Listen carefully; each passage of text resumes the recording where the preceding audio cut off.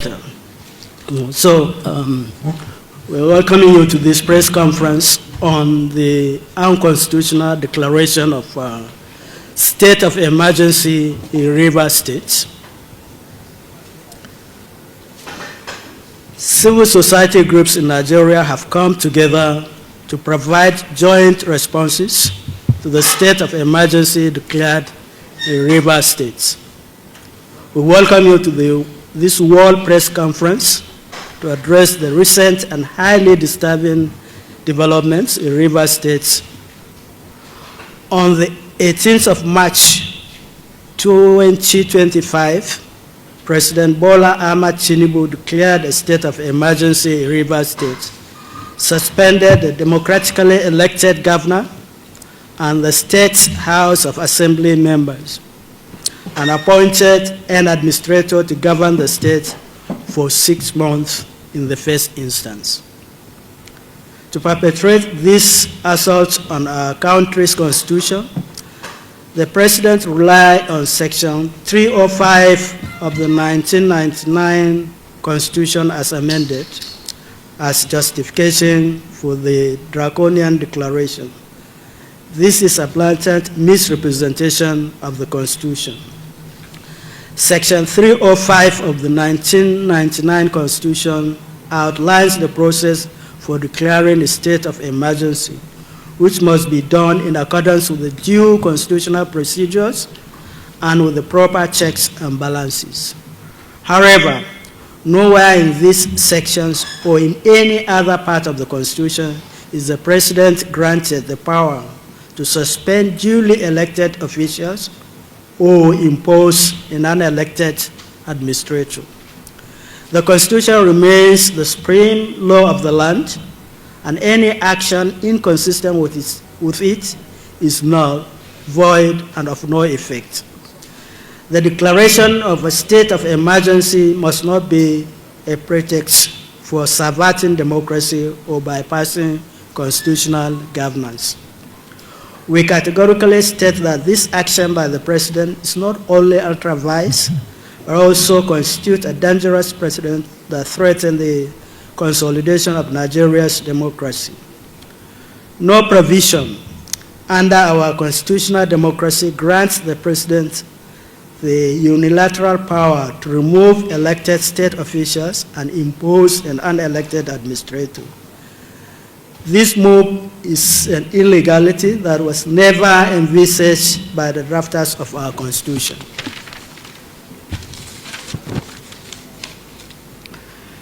After the President's anti-constitutional declaration was made, the only path that was then available in the immediate redress of this grievous constitutional breach was for the National Assembly. Nigerians expected that the National Assembly would rise stoutly in defense of our democracy by rejecting the President's action and restoring the governor of the state, the deputy governor, and the State House of Assembly.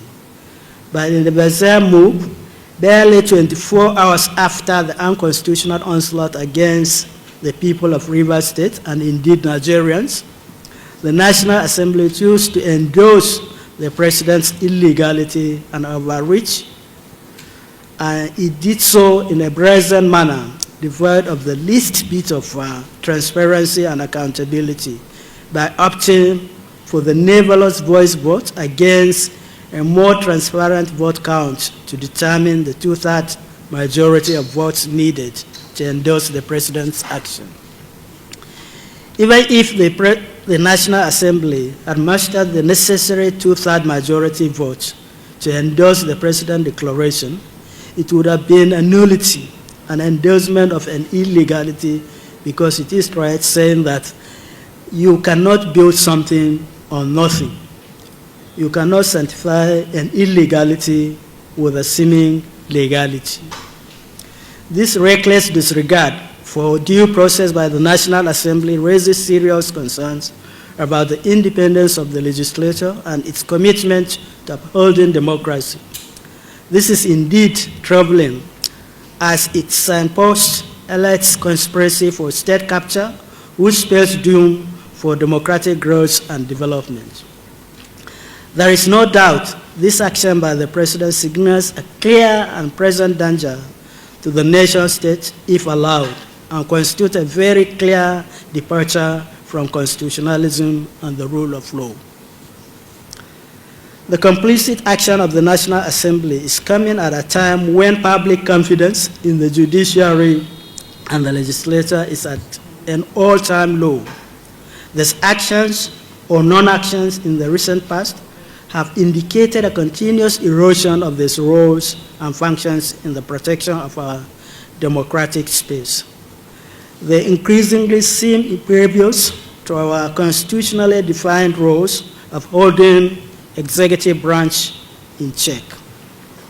We must remind all and sundry about the sacrifices Nigerians made in the build-up to the forced and ignominious departure of the military in 1999. It was a sacrifice made with the sweat and blood of citizens. Sadly, there is nothing till date following the march described 25 years of unbroken democracy to show that Nigerian political class has learned much needed lessons in the advancements of our democratic imperatives. This action sets a dangerous precedent that, if left unchecked, would be replicated in other states where the president deems it politically expedient. Nigeria has fought hard to sustain democracy, and we must not allow an unlawful executive overreach to erode the foundational principles of constitutional governance. The removal of elected officials and appointment of a supposed sole administrator through executive faith is reminiscent of military dictatorship, not a democracy. A democratic government is built on the rule of law, separation of powers, and the respect for constitutional authority.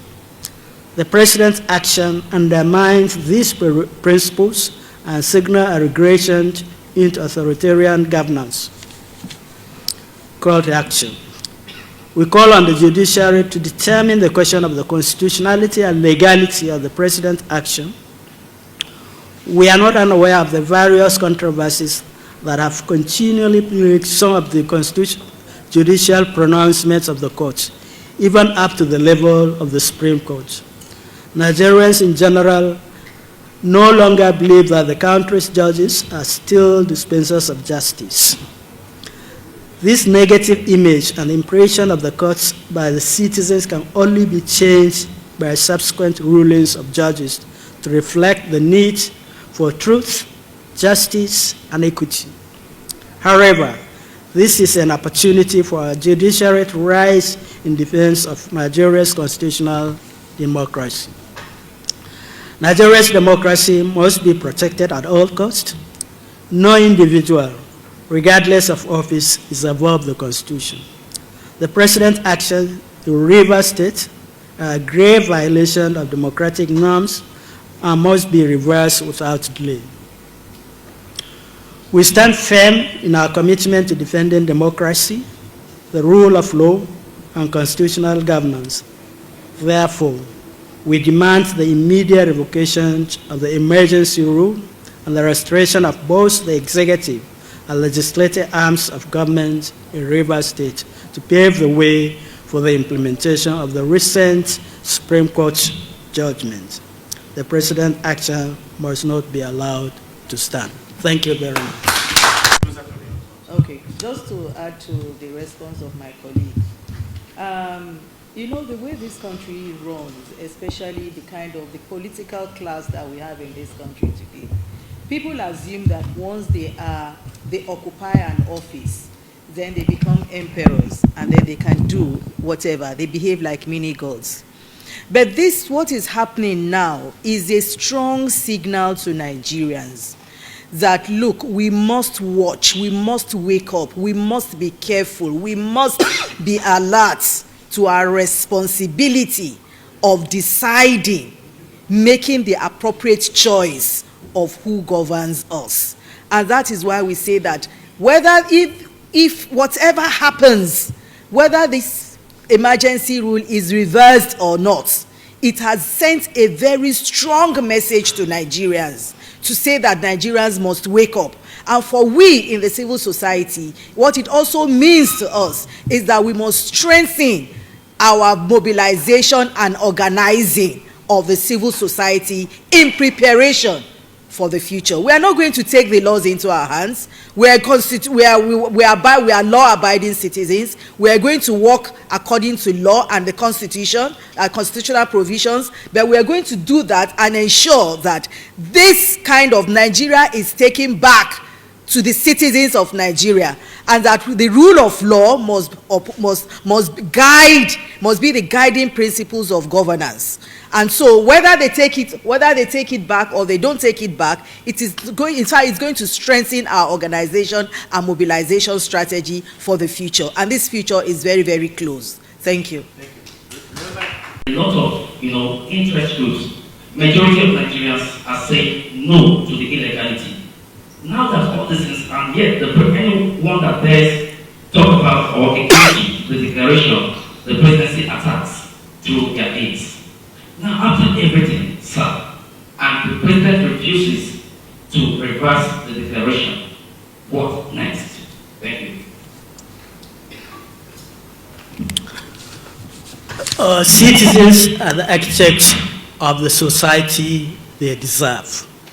We, as representatives of citizens of this country, who are patriotic, who are ready and committed to defend constitutional rule in this country, will continue to mobilize Nigerians to do the right thing.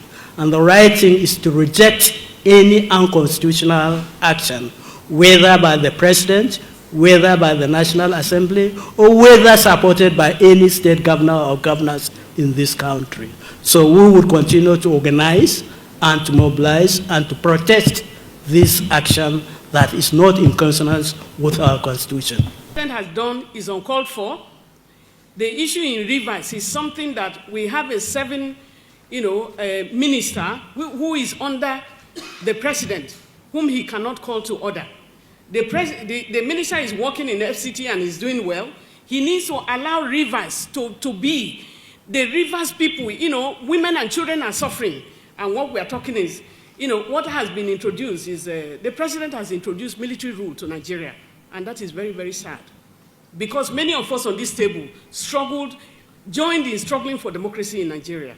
And what we are watching out for now is that being watched before us. So the president should not say that he's not the one that introduced this.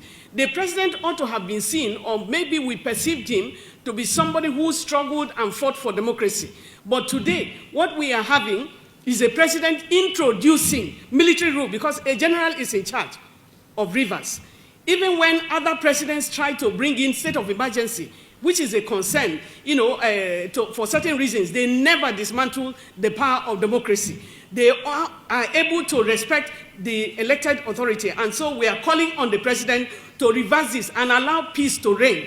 And all those who are in the assembly of Rivers, you are busy fighting. Your people elected you to be able to represent the people. And one key thing that we need to also look at is that many of those who are moving from one party to the other, we want to remind them that they never voted for their names during the elections. They voted for the parties. If you move, the provisions in the Constitution is very clear that when you move from one party to the other, the seat is declared, vacant. But we are not declaring those seats vacant. People are jubilating when they move from one party to the other. They are still holding on to their seats. The unconstitutionality of the environment or the political class is really, really sad for Nigerians. And so we call for restoration of democracy back in Rivers State and let the governor who is elected reign in peace. Thank you. Thank you very much. Comrade